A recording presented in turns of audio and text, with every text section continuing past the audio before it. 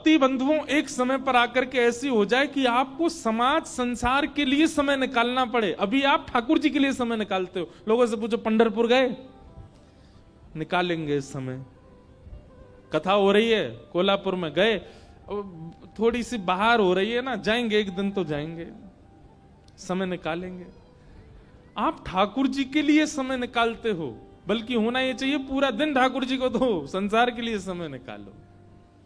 मैं ऐसे ऐसे परिवारों को जानता हूं जिनके पास कोई बहाना नहीं होता ठाकुर जी की भक्ति के लिए। एक परिवार में मेरी कथा हुई, वहां परिवार में 8 सदस्य, सबसे छोटे सदस्य की आयु 6 वर्ष की और सबसे बड़े सदस्य की आयु 80 वर्ष की। 8 के 8 सदस्य 4 बजे उठ जाते हैं और 4 बजे उठ करके स्नान ध्यान करके अपने ठाकुर की सेवा में लग जाते हैं। मंगला हो जाती है, 4 बजे के बाद श्रृंगार हो जाता है, राजभोग हो जाता है, उत्थापन हो जाता है, संध्या हो जाती है और रात्रि की सेवा 8:30 बजे पूरी हो जाती है ठाकुर जी की। मतलब 4 बजे से सेवा शुरू होती है, 8:30 बजे दिन के 4-4.5 घंटे में पूरी सेवा कर देते हैं। इसी में मंगला भी कर देते हैं, इसी में श्रृंगार भी कर देते हैं, इसी में राजभोग भी कर देते हैं, इसी में उत्थापन और इसी में शयन। 8:30 बजे तो ठाकुर जी को शयन करा के सब अपने स्कूल गए, ऑफिस गए, कॉलेज गए, दफ्तर गए, निकल गए। शाम को 6 बजे लौट करके सब आ जाते हैं और आकर के 8-9 बजे तक फिर सो जाते हैं। 3:30-4 बजे फिर उठ करके सेवा। मुझे कुछ दिन पहले मिले, मैंने कहा आज भी? बोले अब तो महाराज जी 2 सदस्य और बढ़ गए हैं, 2 बालकों के ब्याह हो गए, वो भी इतने बजे ही उठते हैं, पूरी सेवा होती है। 4.5 घंटे में ठाकुर जी की पूरे दिन की सेवा कर देते हैं, क्योंकि कार्य की व्यस्तता है। ये भी अच्छा है, कम से कम आप छोड़ तो नहीं रहे, सेवा पूरी कर रहे हैं। बहाना नहीं, बहाना संसार के लिए होना चाहिए, ठाकुर जी के लिए नहीं। अधिकतर लोगों को सुना गया होगा, सुनते हुए आपने देखा होगा कि भाई वृंदावन क्यों नहीं जा रहे? बन ही नहीं रहा, कोई योगी नहीं बनना, समय ही नहीं मिल रहा मुझे जाने का। कभी आपने किसी को ऐसे कहता हुआ सुना, भाई तुम शादी में नहीं आए? क्या करें, ठाकुर जी से समय ही नहीं मिलता हमको। क्या करें, ठाकुर जी की भक्ति से हमको बिल्कुल समय ही नहीं होता। हाँ, मैं तो कह देता हूं, महाराज जी आप हमारे यहां ब्याह में नहीं आए, क्या बताएं, कथाओं से समय ही नहीं है।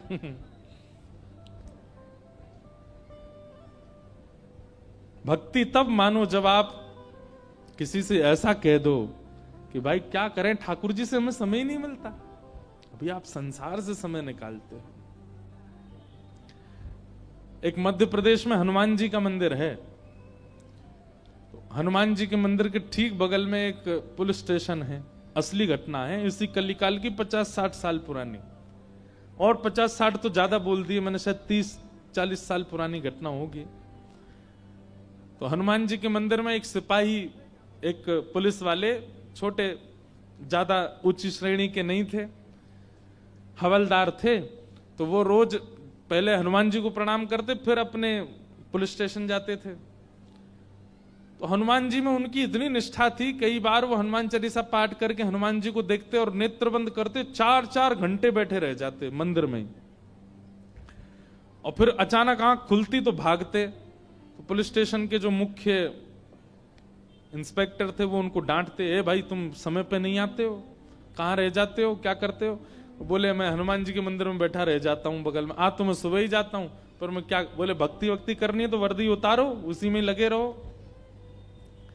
बहुत डांट पड़ने लगी। एक दिन तो लास्ट वार्निंग दे दी, बोले कल से अगर तुमने एक भी दिन ऐसा किया तो तुमको हम निकाल देंगे। लेकिन बेचारे रोज हनुमान जी के पास आते। हनुमान जी के प्रति उनका कोई संबंध था, या तो भाई मानते थे या कुछ मित्र मानते, कुछ मानते थे। तो बाहर आए और बाहर से ही प्रणाम करने लगे हनुमान जी को। बोले अंदर नहीं आऊंगा, अंदर आता हूं तो आप पकड़ लेते हो, मेरी नौकरी छूट जाएगी। बाहर से प्रणाम करके जाने लगे तो मन बेचैन हो गया कि नहीं, क्या नौकरी इतनी बड़ी है मेरे लिए कि मैं हनुमान जी को बाहर से देख रहा हूं? नहीं, भीतर जाके प्रणाम तो करूं। अब लेट होऊंगा तो हो जाऊंगा, क्या होगा, निकाल देंगे मुझे। पर हनुमान जी तो ये जीवन भर साथ रहने वाले, ये मुझे कभी नहीं त्यागेंगे। भीतर गए और जैसे हनुमान जी को प्रणाम किया, उनका तो नियम था, देखते ही समाधि लग जाती थी। बैठ गए समाधि में। और दिन तो 3-4 घंटे की लगती थी, आज 8 घंटे की समाधि लगी। शाम हो गई और शाम होते ही जब होश आया, बोले जय हो बजरंग बली, तुम भी बढ़िया हो। मतलब जब पता था कि आज अगर मैं लेट हुआ तो मैं नौकरी से निकल जाऊंगा, तो आज 8 घंटा लंबी कर दी समाधि। अब शायद आप ही चाहते हैं कि मैं छोड़ छाड़ दूं नौकरी, ठीक है मैं जाता हूं अभी। अब वो मुझे डांट करके निकालें उससे पहले मैं ही निवेदन कर दूंगा, भाई मुझसे नहीं हो पाएगा। भीतर गए, इंस्पेक्टर साहब से जाकर के बोले भगवान आप रोज रोज मुझे डांटें, उससे अच्छा मैं आपसे निवेदन कर दूं, मैं इस नौकरी के लिए बना नहीं हूं, आप मुझे निकाल दीजिए। इंस्पेक्टर बोले क्यों, क्या हो गया और तुम ऐसे क्यों बात कर रहे हो, सब बढ़िया तो चल रहा है, कोई दिक्कत है नहीं। बोले नहीं देखिए उस दिन भी लेट हुआ, आज भी फिर मैं लेट हो गया। कब लेट हुए? आज सवेरे हम लोग गए तो थे, वो चोर पकड़ के भीतर बंद किया, तुमने उसमें इतने मुक्का मारे घुमा घुमा के बेचारे की नाक से खून निकाल दिया तुमने। हम तुमको रोक रहे थे, लेकिन आज तुम्हें ऐसा बल उठा उठा के फेंक रहे थे उसको। सब बढ़िया तो है, अब समय से आते रहते हो तुम, अब कोई दिक्कत नहीं है, अब क्यों कह रहे हो इस्तीफा देना? बोले मैं कहां गया आपके साथ, मैं तो आज अभी आया हूं पुलिस स्टेशन। तो बाकी सबको अरे देखो ये क्या, ये पागल हो गया, भांग वांग खा के आया है। अरे भाई हम सब आज सवेरे हमको फोन आया, हम लोग कहीं गए थे पकड़ने, एक चोर को पकड़ के लाए, तुमने उसमें बड़ी पिटाई लगाई, हम सब साक्षी हैं। उसके हाथ पैर कांपने लगे। बोले भगवान मैं सौगंध खा के कहता हूं अपने परिवार की कि मैं सुबह आया था तब से मंदिर में ही बैठा हूं, मैं आया ही नहीं हूं अभी यहां नौकरी, मैंने ज्वाइनिंग ही अभी शाम को करी है। तुरंत दौड़ करके गए, बोले नाथ आज मेरी जगह आप गए थे तभी इतने मुक्का पड़े हैं चोर में, हनुमान जी महाराज गए उसकी जगह। इसका मतलब ये नहीं है कि कल एग्जाम है और आप कहो हे पंडरीनाथ आप ही मेरा रूप धारण करके चले जाओ, पास करवाया हो मुझे। ये तो भक्ति भाव पर निर्भर करता है, जिसका प्रेम अतीत होता है। और एक बात बिल्कुल शुद्ध तरीके से समझ लीजिए, संसार के लोगों को आकर्षण करने के लिए रूप है, संसार के लोग आकर्षित स्वरूप से होते हैं, संसार के लोग आकर्षित आपके वस्त्रों से होते हैं। ठाकुर जी का आकर्षण का केंद्र मानवों का केवल और केवल सरल स्वभाव। जितना सरल स्वभाव वाला व्यक्ति उतने ज्यादा आकर्षित ठाकुर जी होते हैं उससे। और आज के मानव में सारे गुण हैं, सरलता छोड़ करके वो सरल नहीं है, बस बाकी सब गुण हैं उसमें। तो सनातन गोस्वामी का नियम था कि वे 24 में से 20 घंटा भजन करते थे और 4 घंटे में शयन करना, स्नान करना, भोजन बनाना और भिक्षा लेकर के आना, ये सब 4 घंटे में ही करते थे। अगर कभी कभी 4 घंटे में विलंब होता था और भिक्षा नहीं कर पाते थे तो भूखे ही भजन में चले जाते थे अगले 20 घंटे के लिए। ऐसा कठोर नियम। आप ब्रजवासियों के यहां से भिक्षा लेते थे और आपका नियम था पकी हुई भिक्षा नहीं लेते थे। 2 प्रकार की भिक्षा होती है, एक तो होती है भिक्षा और दूसरी होती है मधुकरी। ध्यान से सुनिएगा, भिक्षा क्या होती है? बोले भिक्षा में आटा, दाल, चावल, सूखा सामान दिया जाता है, यह भिक्षा है। और मधुकरी जो भोजन बना हुआ है, जो सबने पा लिया है, ठाकुर जी को भोग लग गया, उसके बाद जो बच गया है वो मधुकरी है। तो हमारे यहां दोनों प्रकार के उपासक रहते हैं ब्रज में, मधुकरी पाने वाले भी और भिक्षा लेकर के पाने वाले भी। मधुकरी पाकर के भजन करने वाले तो अनेक संत हैं जो ब्रजवासियों के यहां जाते हैं, बाहर खड़े होकर के कीर्तन करते हैं। इतना सुंदर लगता है ब्रज में। अब तो भीड़ बहुत हो गई, हमारे घर तो रोज आते हैं, बाहर खड़े हो जाएंगे और बाहर खड़े होकर के चुपचाप कीर्तन करते रहेंगे, ना बैल बजाएंगे, ना खटखटाएंगे, ना किसी को बोलेंगे, बस कीर्तन करेंगे बाहर खड़े होके। और समय है, गौ दोहन कितनी देर का होता है? गौ दोहन 5 से 7 मिनट का होता है। गौ दोहन, गौ दोहन मात्रेण, बस 7 मिनट करेंगे कीर्तन। 7 मिनट में आपने भिक्षा दे दी तो ठीक, नहीं तो चले जाएंगे। ऐसे आज भी महात्मा रहते हैं ब्रज में। और उनका विचार पता है क्या है कि भाई जा ब्रज में स्वयं ठाकुर इन ब्रजवासीन के घर में बिन बुलाए घुस घुस के चोरी करके खावे, उन ब्रजवासीन ते हम मांग करके खा लेंगे, हमारो भजन बढ़ेगो। वजन नहीं भजन, भजन बढ़ेगो। बिना बुलाए डोले घर घर। ठाकुर जी तो बिन बुलाए घुस जाते हैं ब्रजवासियों घर में, कहां बनो सब खोल खाल के पाले। तो संतों की ऐसी भावना होती है, भजनानंदियों की ऐसी भावना होती है, हम भैया ठाकुर जी की तरह भीतर तो प्रवेश नहीं कर सकते, पर मांग के तो पा सकते हैं ना।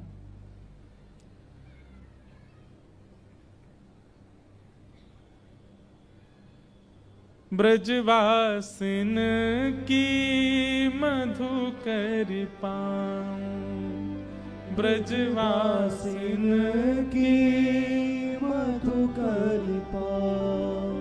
हाँ ब्रजवासिन के मधुकर पाऊं, ब्रजवासिन की मधुकर पाऊं। प्यारे राधा रमण संग नैन लगाऊं, प्यारे राधा रमण संग नैन लगाऊं।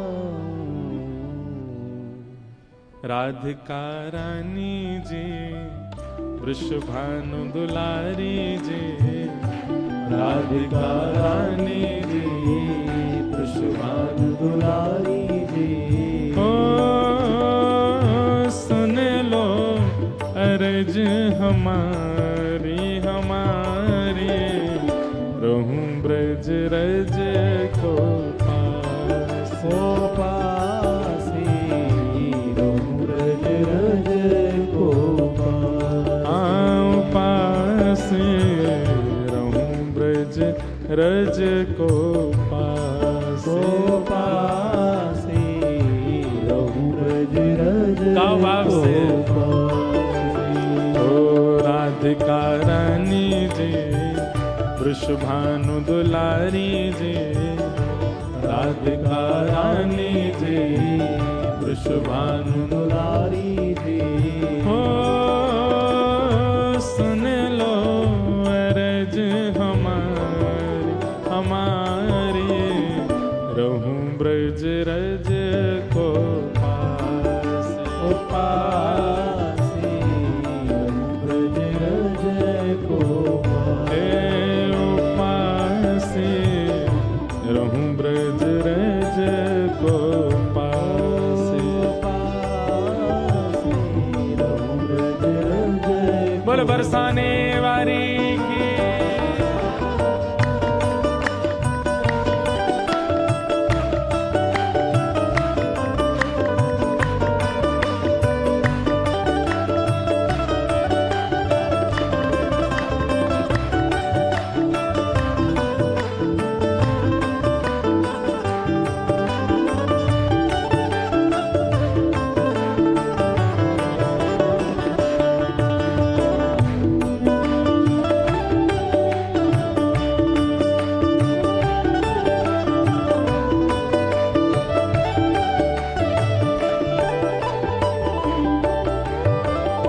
मंगला उठ यमुना जी जाऊं, मंगला उठ यमुना जी जाऊं। हाँ मंगला उठ यमुना जी जाऊं, मंगला उठ यमुना जी जाऊं। प्यारे राधा वल्लभ की झांकी पाऊं, प्यारे राधा वल्लभ की झांकी पाऊं। ओ प्यारे राधा वल्लभ की झांकी पाऊं, प्यारे राधा वल्लभ की झांकी पाऊं।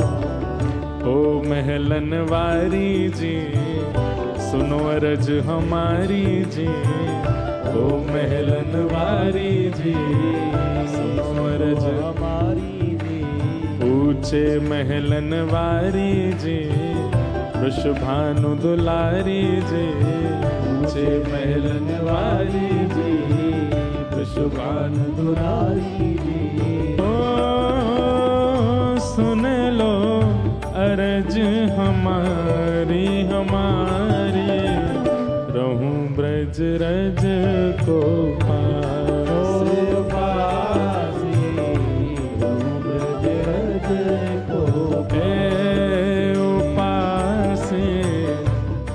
ब्रज रज को पासे पासे, ब्रज रज को पासे। राधिका रानी जी वृषभानु दुलारी जी, राधिका रानी जी वृषभानु दुलारी जी। ओ सुन लो अर्ज हमारी हमारी, रहूं ब्रज रज को पासे पासे, रहूं ब्रज रज को पासे, रहूं ब्रज रज को पासे, रहूं ब्रज रज को पासे। ये तीन भाव इसमें बताए हैं कि ब्रजवासियों, ब्रज में कोई जाए तो उसको कैसे रहना चाहिए। सबसे पहला, ब्रज में बाहर से जाने वालों को सूर्य उदय के बाद नहीं उठना है, पहले ही उठ जाओ। मंगला उठ यमुना जी जाऊं, और श्री यमुना जी का दर्शन करके फिर सीधे श्री राधा वल्लभ की झांकी पाऊं, प्यारे राधा वल्लभ लाल का मंगला दर्शन करो। फिर उसके बाद मंगला में राधा वल्लभ जी दर्शन हो गए, उसके बाद वृंदावन परिक्रमा वगैरह कर लो। फिर उसके बाद भूख लगेगी तो क्या करें, ब्रजवासिन की मधुकरी पाऊं, ब्रजवासियों की आंखें मधुकरी पाओ। और मधुकरी पाके फिर राजभोग दर्शन कहां करो, राधा रमण संग नैन मिला। और फिर दोपहर में सारे मंदिर बंद हो जाते हैं हमारे ब्रज में, फिर क्या करो, तो तीसरी पंक्ति में कहते हैं रसिक जनन की सेवा पाऊं, प्यारे कुंज बिहारी के दर्शन पाऊं। शाम को जब तक मंदिर नहीं खुलते हैं रसिक जनों की, ब्रजवासियों की सेवा करो, और सबकी सेवा करके कुंज बिहारी लाल के दर्शन करो, बिहारी जी के दर्शन को आनंद लो। जय हो महाराज जी, पधारो विराजो। हमारे वसन शाह दरबार, वहां के हमारे पूज्य साईं पधारे हैं, आपको बारंबार प्रणाम है, बारंबार वंदन है। श्यामा प्यार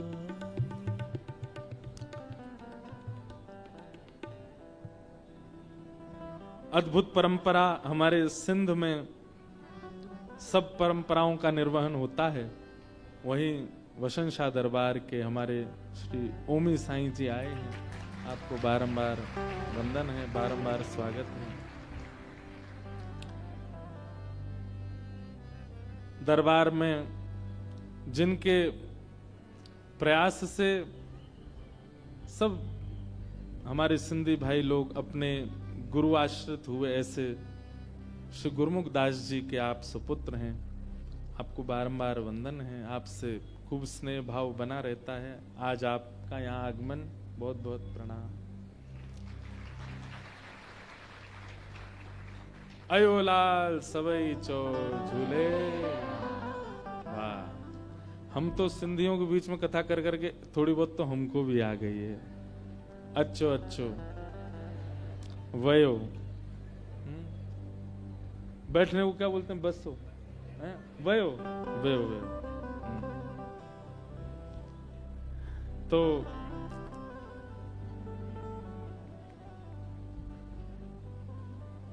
आप रोज भिक्षा लेने के लिए जाते थे। एक दिन आप भिक्षा लेने के लिए गए तो एक ब्रजवासी मैया थी, उनके घर में श्री मदन मोहन जी की सेवा विराजमान थी।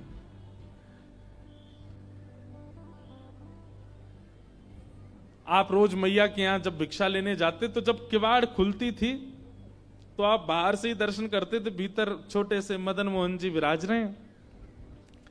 आप तो देख करके रोज प्रणाम करके चले जाते थे, इससे अतिरिक्त कोई और अवसर आपको मिला नहीं। पर ठाकुर जी को यह बहुत भाग है, जब किवाड़ खुलती और भिक्षा लेने के लिए सनातन गोस्वामी आते, भीतर खड़े ठाकुर जी की अद्भुत सुगंधी से पूरा घर महक उठता। माता जी भिक्षा देके जब घर में आती भीतर तो मन में सोचती कोई इत्र की शीशी फैल गई है, कोई ने अगरबत्ती जला दी है, इतनी सुगंधी कहां से आवे। वास्तव में ठाकुर जी जब अपनी अत्यंत प्रसन्नता प्रकट करते हैं ना तो वातावरण जो है वो अत्यंत सुखद हो जाता है। उसका स्पर्श, वातावरण की वायु का स्पर्श भी बहुत सुखद लगने लगता है। वातावरण में एक अद्भुत सी सुगंधी का अनुभव होने लगता है।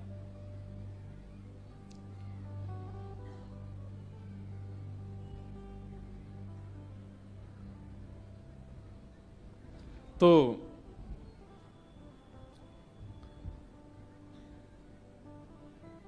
ठाकुर जी को भागे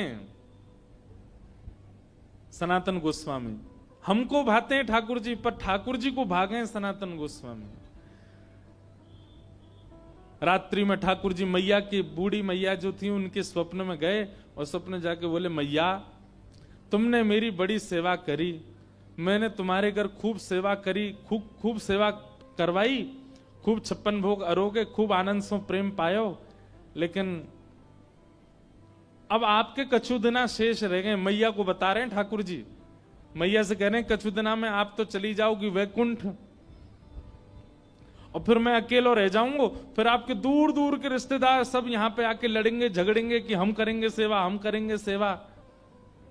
मैया वहां से अच्छो तो तू मुझे पहले ही कोई और को सौंप जा। तो मैया ने स्वप्न में ही पूछा, जय जय कौन है, कौन ऐसा सुहागन है जिससे आप अपनी सेवा कराना चाहते हैं। तब ठाकुर जी बोले, मैया एक बाबा तो भिक्षा लेवे आवे, सनातन बाबा, वही को तू मोह पधरा दे, मैं वही के पास ही अपनी सेवा करवाऊंगा। मैया पहले तो बहुत रोई, बोले मेरी सेवा में कोई कमी है ठाकुर जी? बोले कमी नहीं है मैया, तू बस कछु दिना की मेहमान हो रहे। मैया को कष्ट भी दे दिया और चिंता भी दे दी। किसी को पहले ही बता दो कि भैया तुम्हारे कछु दिन ही शेष बच्चे, तो वैसे ही बेचारो टेंशन में आ जाए। ठाकुर जी केवल इतना ही कह देते कि उसको दे दो, ये क्यों बता दिया कि कछु दिना में ही जाने वाली है। मैया को पहले चिंता हुई, बाद में मैया ने विचार किया कि ठाकुर जी सही कह रहे हैं, अगर मैं किसी को नहीं देके जाऊंगी तो रिश्तेदारों की नजर तो गड़ी है, क्योंकि दर्शनार्थी आते हैं, चढ़ावा चढ़ता है, और उस चढ़ावे के लोभ में कहीं ठाकुर जी को कहीं गलत स्थान पर ना ले जाया जाए। तो अगले दिन मैया ने श्रृंगार किया, भोग लगाया, इतने में बाहर सनातन गोस्वामी आ गए थे भिक्षा लेने।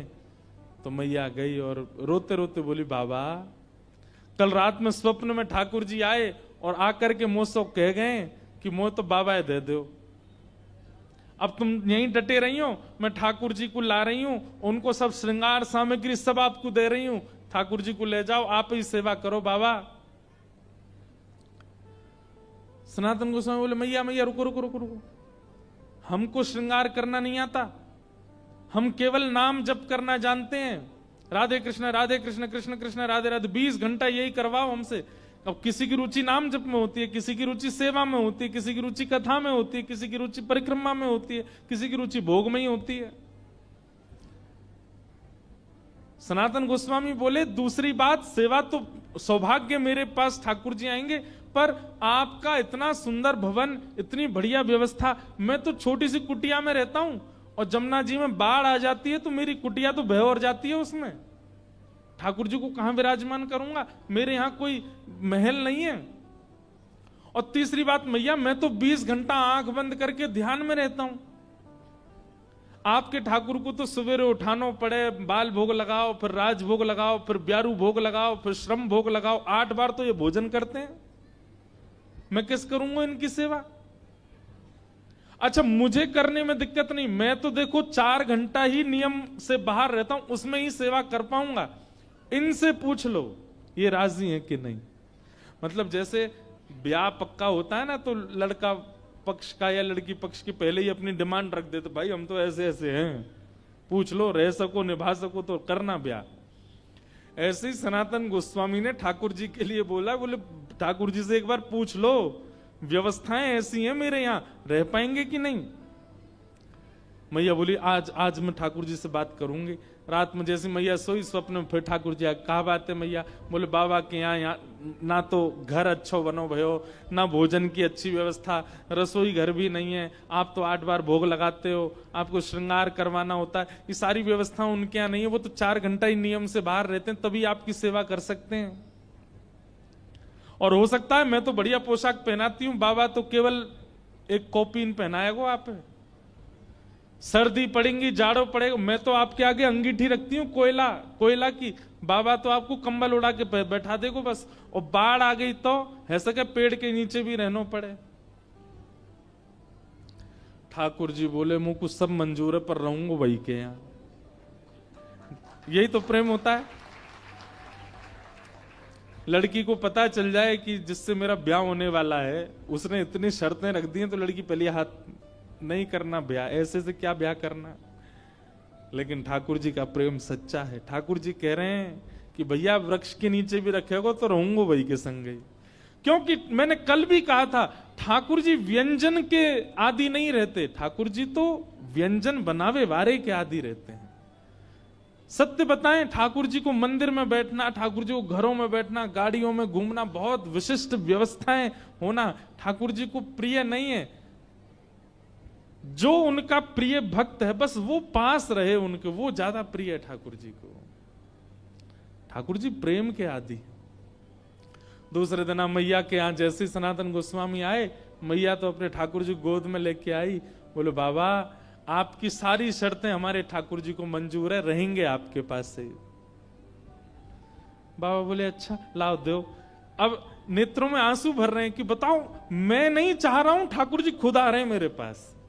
ये मेरे भजन का बल है। अपने हृदय से लगा करके श्री मदन मोहन लाल जी को लेकर के आए, नेत्रों से अविरल अश्रुधार गिरते जा रहे हैं। बोले ठाकुर जी झोंपड़ी से महलों में जाते हुए लोगों को देखा, पर महल से झोंपड़ी में आते पहली बार देख रहा हूं मैं। चौकी भी नहीं है एक बैठाने के लिए, नीचे फर्श पे ही गोबर का ऊंचा सा एक बना दिया चौकटा, उसी पे बैठा दिए ठाकुर जी। सनातन गोस्वामी के हाथ पैर कांप रहे हैं, कहीं ठाकुर जी को कोई दिक्कत नहीं हो जाए। जल की व्यवस्था कर दी। अब बोले अब क्या भोग लगाऊं, मुझे तो सब्जियां भी बनानी नहीं आती, मैं तो आटा लेके आता हूं, यमुना जल में माड़ करके मोटा सा आटा टिक्कड़ बना करके और रज में भीतर धर देता हूं, 2-2 दिन में उसी में से निकाल के पाता रहता हूं, इनका कैसे भोग लगाऊं मैं।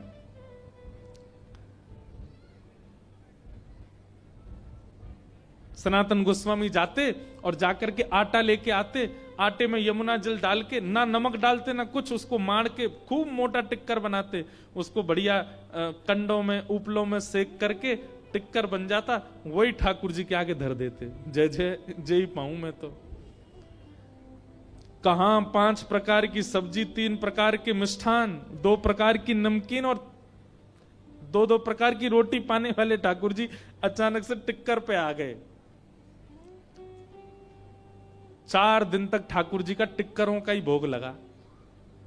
और उसमें भी सनातन गोस्वामी ठाकुर जी को उठाते, भोग लगाते, फिर सुला देते, और फिर अगलो भोग 24 घंटा बाद लगेगा।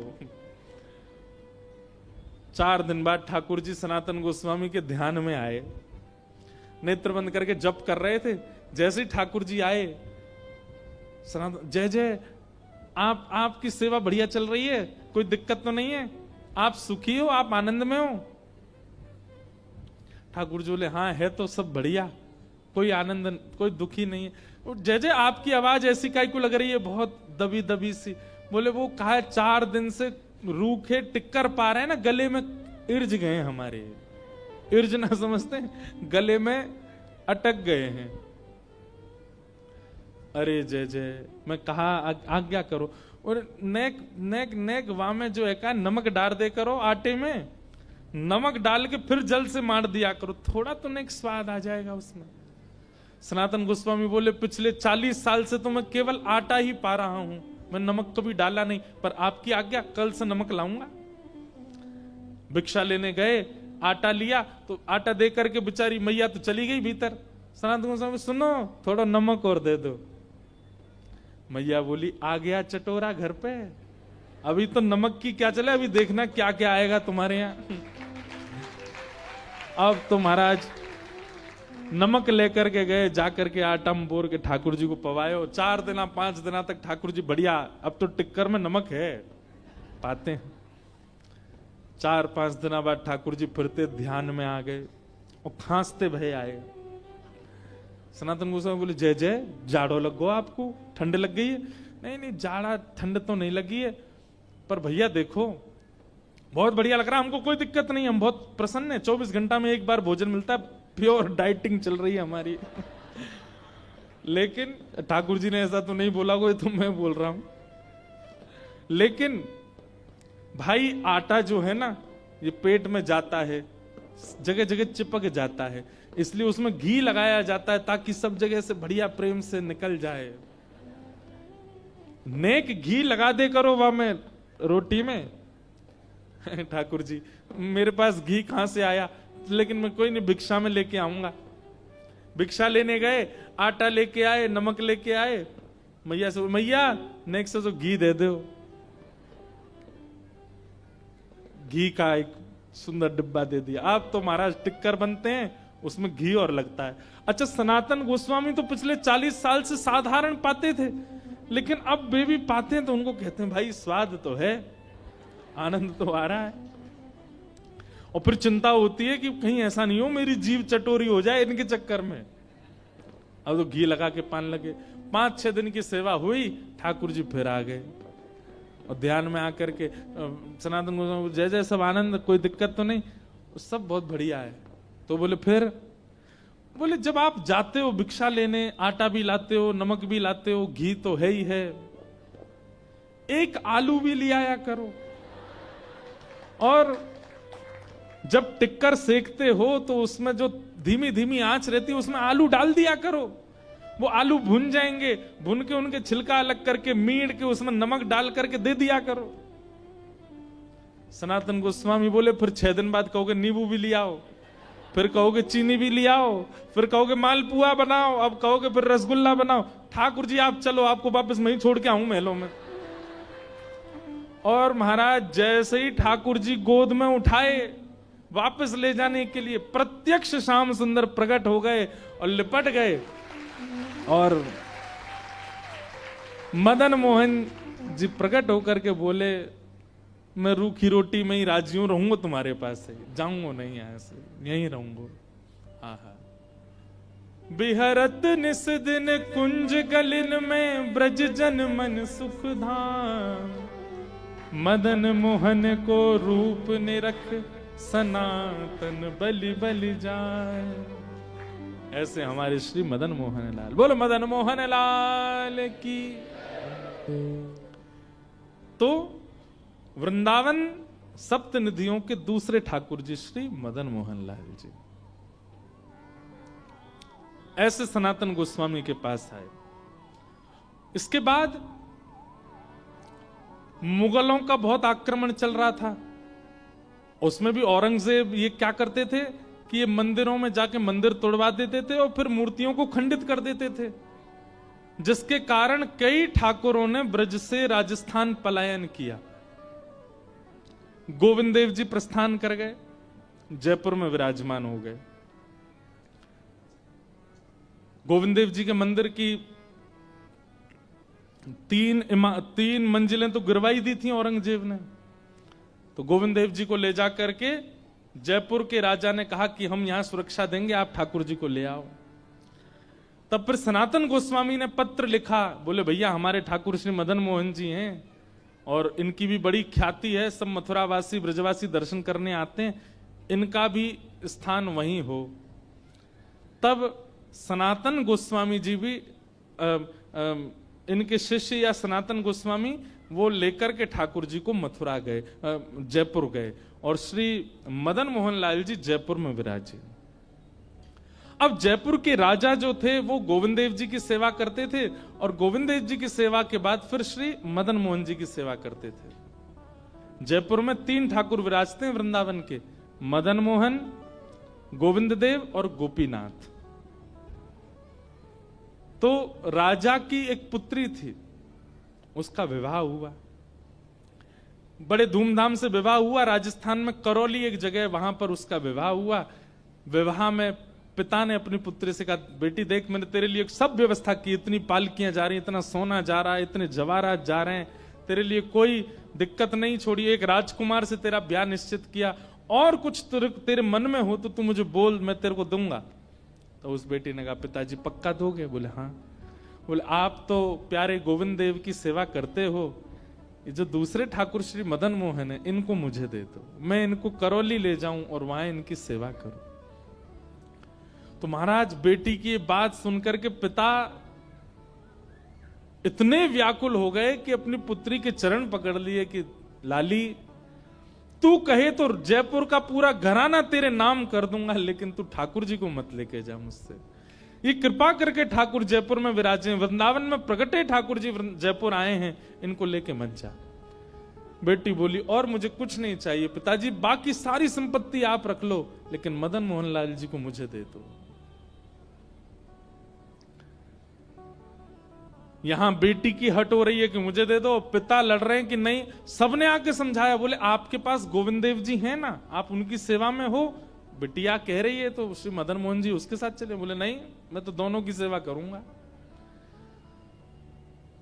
लेकिन जब पुत्री का हट अधिक होने लगा तो फिर राजा ने एक नियम बना दिया। बोले ठीक है, एक काम करते हैं। बोले क्या? कल तेरे सामने 5 विग्रह एक जैसे रखे जाएंगे मदन मोहन जी के, पहले से 5वें तक एक भी अंतर नहीं होगा। एक से नेत्र, एक से नासिका, एक से होठ, एक से हाथ, एक से पैर, एक ही धातु, एक ही श्रृंगार, एक ही वस्त्र, एक ही इत्र, सब कुछ एक जैसा। उन 5 में से 4 स्वरूप जो होंगे वो अभी कल के परसों के निर्मित होंगे, एक स्वरूप जो है वो असली मदन मोहन जी होंगे। अगर तैने असली पहचान लिए तो तू ले जाना, और तू अगर नहीं पहचान पाई तो फिर वो जयपुर में ही रहेंगे। बेटी हां बोलने में संकोच करने लगी तो राजा बोले, इतना ही प्रेम है तेरा, नहीं पहचान पाएगी तो फिर मना कर देना। तो उसने कह दिया, नहीं नहीं, मैं पहचान जाऊंगी, मैं बहुत प्रेम करती हूं अपने मदन मोहन जी से, मैं पहचान जाऊंगी असली कौन से। राजा बोले ठीक है। रात भर बेटी चिंता में बैठी रही, रोती रही, क्या करूं क्या करूं। अब तो मदन मोहन जी के किवाड़ बंदे थी, सो रहे थे, बाहर ही जाकर के देली पूजने लगी, हे ठाकुर जी मैं तो अयोग्य हूं, अबोध हूं, पर मेरी इच्छा है कि आप मेरे साथ चलो। अगर आप मेरे साथ चलना चाहते हैं वास्तव में तो कुछ लीला कीजिए ना। और ऐसा कहकर के रोते रोते रोते वो वहीं सो गई। ठाकुर जी स्वप्न में आए और स्वप्न में आकर के बोले, सुनो हे राजकुमारी। बोले हाँ। देखो तुम्हारे पिता मुझे बिल्कुल नहीं छोड़ना चाहते, वो 5 स्वरूप एक जैसा ही बना करके प्रस्तुत करेंगे, मुझे पहचान पाना बहुत मुश्किल होगा, तुम नहीं पहचान पाओगी। राजकुमारी बोली, जय जय, तो फिर मैं क्या करूं? बोले भैया सुनो, तुम ना 5 के हाथ पकड़ के देखना, जिसके हाथ पकड़ने पर उसके एक हाथ की उंगली खड़ी होकर के हिलने लग जाए, समझ जाना वो मैं ही हूं। मैं अपनी एक उंगली हिला दूंगा, मेरी एक उंगली से तुम पहचान जाना मैं हूं। पिता को बिल्कुल विश्वास से कह देना यही मदन मोहन है, और मैं तुम्हारे साथ चल दूंगा। वो तो नाचने लगी रात में, जय हो मेरे मदन मोहन लाल, अब तो कल मैं आनंद से, आप बस उंगली हिला देना अपनी। राजा ने कोई कसर नहीं छोड़ी, एक एक अंग बिल्कुल मदन मोहन जी जैसा निर्माण करवाया और 5 ठाकुर विराजमान कर दिए और अपनी पुत्री को सामने खड़ा किया। जयपुर के राजघराने के सब लोग खड़े हैं, बड़े बड़े लोग, देखने के लिए कि आज पता चले मदन मोहन जी जाएंगे कि नहीं। और कहा, लाली देखो बताओ कौन से मदन मोहन जी। नेत्रों में पट्टी बांधती थी ताकि स्पर्श से ही पहचान सके, तो पहले मुंह पकड़ती, उसके बाद यहां पकड़ती, हाथ पकड़ती, जैसे ही हस्त कमल पर हाथ घुमाती, उंगली नहीं हिलती, बोलती ये नहीं है। दूसरे पर हाथ करती और हाथ पे ऐसे घुमाती, बोली ये भी नहीं है। तीसरे चौथे सब निकल गए। अब तो वो घबरा गई कि ऐसा तो नहीं मदन मोहन जी उंगली उठा ही नहीं रहे हो, 5वें पर जैसी गई, जैसे जाके देखा, उसने फिर से हाथ देखो, ठाकुर जी ने उठाई नहीं उंगली। अब तो बोली रुक जाओ मैं एक बार और देखूं, और एक बार और उसने प्रयास किया, पहले दूसरे ने नहीं उठाई, तीसरे के पास जैसी गई, नेत्र थोड़े भर से आए उसके हृदय से, हे मदन मोहन लाल कृपा करो ना, जैसे हाथ पकड़े सोई ठाकुर जी ने अपनी उंगली उठा करके धीरे धीरे हिला दी। उसने तुरंत ठाकुर जी का हाथ पकड़ के पिताजी के सामने, पिताजी ये हैं मदन मोहन लाल जी। अब सब लोग देखने लगे, राजा को पता है असली कौन से। राजा नतमस्तक हो गया, दंडवत हो गया, और दंडवत होकर के बोला पुत्री ने सही चुना, यही है श्री मदन मोहन लाल। महाराज रथ तैयार किया, उसमें मदन मोहन जी को विराजमान किया, और बहुत रोया राजा। पुत्री जाते जाते बोली पिताजी आप रोइए मत, आपने देखा मैं कितना प्रेम करती हूं मदन मोहन जी से, आपने 5 स्वरूप बनवाए फिर भी मैं पहचान गई कौन से हैं मदन मोहन लाल जी।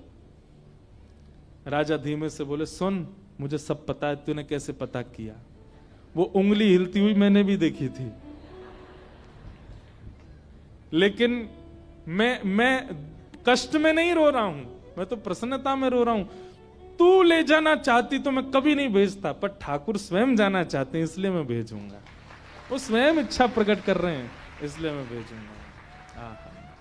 और इस नाते से, इस कृपा से श्री ठाकुर मदन मोहन लाल जी आज भी जयपुर के श्री राजस्थान के श्री करौली में विराजमान हैं। बोलो मदन मोहन लाल की जय। ब्रज के नंद लाला, राधा जी के सांवरिया, सब दुख दूर हुए जब तेरा नाम लिया। ओ ब्रज के नंद लाला, राधा जी के सांवरिया, सब दुख दूर हुए जब तेरा नाम लिया। ओ ब्रज के नंद लाला, राधा जी के सांवरिया,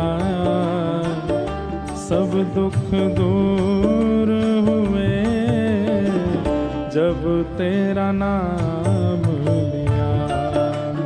ब्रज के नंद लाला, राधा जी के सांवरिया, सब दुख दूर हुए जब तेरा नाम। श्री राधा रमण लाल की।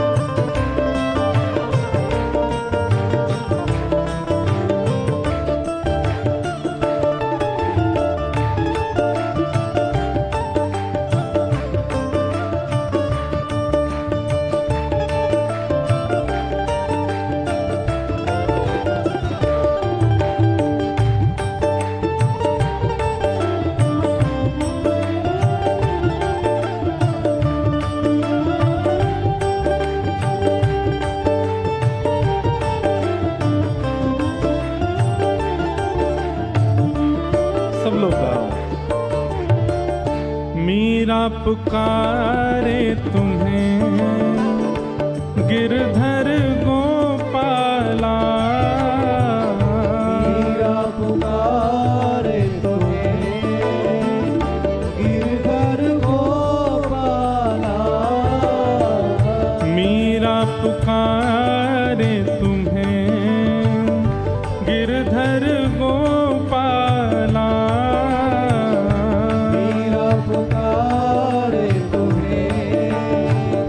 गिरधर गोपाला,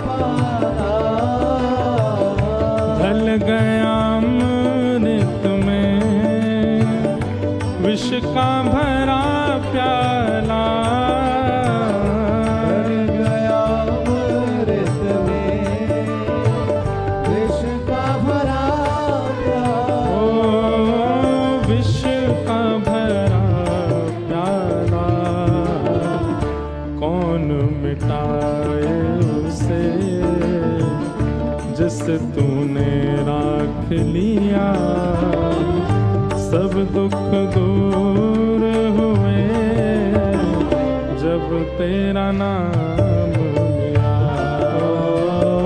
सब दुख दूर हुए जब तेरा नाम लिया। गाओ ओ ब्रज के नंद लाला, राधा जी के सांवरिया, सब दुख दूर हुए जब तेरा नाम लिया। सब दुख दूर हुए जब तेरा नाम लिया। और बहुत सुंदर पंक्ति है।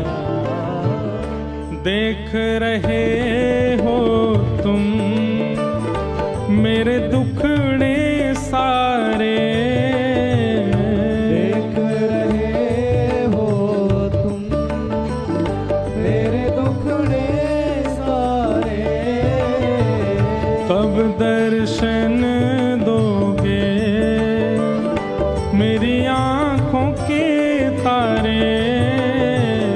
कब दर्शन दोगे मेरी आँखों के तारे। ओ मेरी आंखों के तारे, अधर पे मुरली है, कांधे पे कामरिया, सब दुख दूर हुए जब तेरा नाम लिया। सब दुख दूर हुए जब तेरा नाम लिया। सब दुख दूर हुए जब तेरा नाम लिया। सब दुख दूर हुए जब तेरा नाम। गोविंद मेरो है, गोपाल मेरो है, गोविंद मेरो है, गोपाल मेरो है। मेरा बांके बिहारी नंदलाल मेरो है। मेरा बांके बिहारी नंदलाल मेरो है। प्यारो गिरिवरधारी गोपाल मेरो है। प्यारो गिरिवरधारी गोपाल मेरो है। प्यारो युगल बिहारी नंदलाल मेरो है।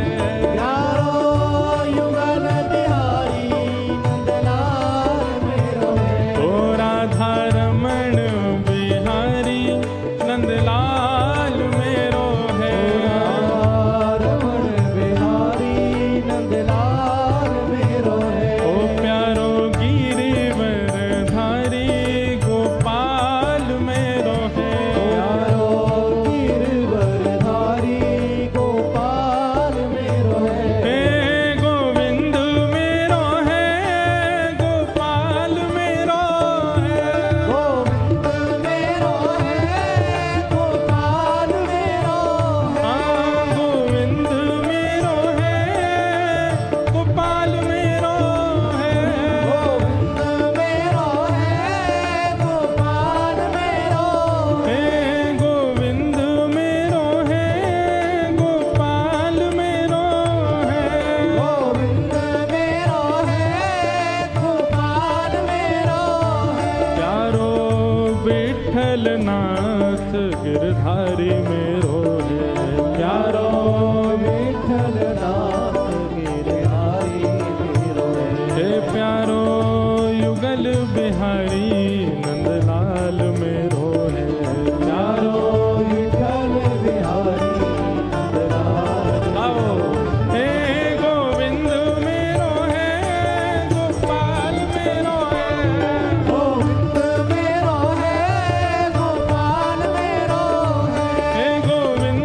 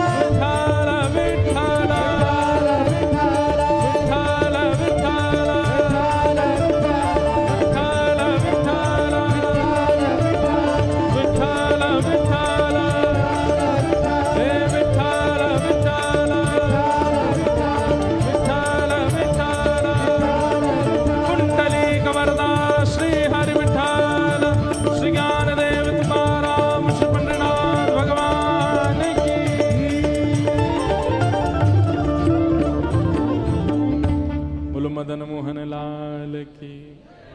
ऐसे प्यारे श्री मदन मोहन लाल जी करौली राजस्थान में विराजमान हुए।